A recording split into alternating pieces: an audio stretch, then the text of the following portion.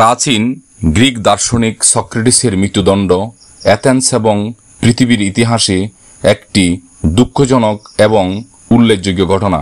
খ্রিস্টপূর্ব 399 অব্দে অ্যাথেন্সের তৎকালীন শাসক গোষ্ঠী ধর্মদ্রোহিতা ও যুব সমাজকে বিপদগামী করার অভিযোগে হেমলক বিষপানে মৃত্যুদণ্ড দেয় সক্রেটিসকে। তার অনুসারীরা সক্রেটিসকে পালিয়ে যাওয়ার সুযোগ দিলেও তিনি তা প্রত্যাখ্যান করেন। প্রথমেই সক্রেটিসের শাস্তি মৃত্যুদণ্ড হয়নি। অ্যাথেন্সের 500 জন বিচারকের উপস্থিতিতে সক্রেটিসকে জিজ্ঞাসা করা হলো তিনি কি শাস্তি চান। তিনি যেহেতু নিজেকে অপরাধী মনে করতেন না, তার আচরণ ছিল স্বভাবসুলভ, অনমনীয়।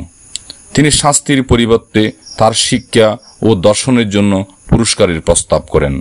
প্রথম রাউন্ডে 500 জন বিচারকের মধ্যে সক্রেটিসের বিরুদ্ধে 280 এবং সপক্ষে 220 ভোট পড়ে। কিন্তু দ্বিতীয় রাউন্ডে পুরস্কারের প্রস্তাব শুনে তার বিরুদ্ধে জুরি বোর্ডের 330 ভোট পড়ে এবং তাকে মৃত্যুদণ্ডের আদেশ দেওয়া হয়।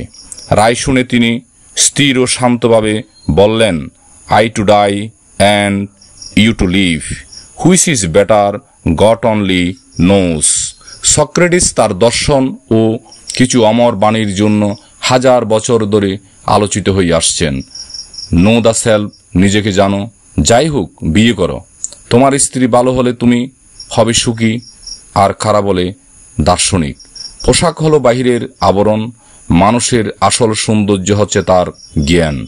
এইসব বিখ্যাত উক্তির জন্য তিনি এখনো মানুষের হৃদয়ে বরণীয় হয়ে আছেন।